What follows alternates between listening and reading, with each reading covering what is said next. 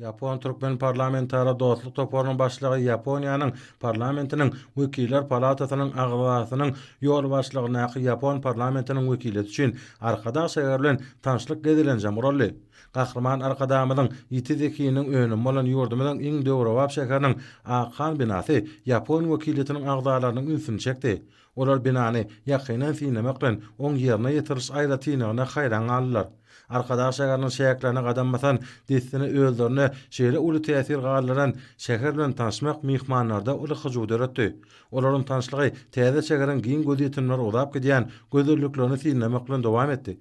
Yaponiýaly mihmanlary ýurdumyň bu döwrewap we täze iri şäher bilen tanışdyrmak bilen tebigatyň ajaýyp künjegine gurulan arkadaş şäheriniň aýratynlyklary barada gurrun berli. Tanışlyklaryň ahyryna Yaponiýaly mihmanlar gurulan şeýle ajaýyp we täsirli gedilen üçin tüýs direkden hoşallyklaryny beýan etdiler.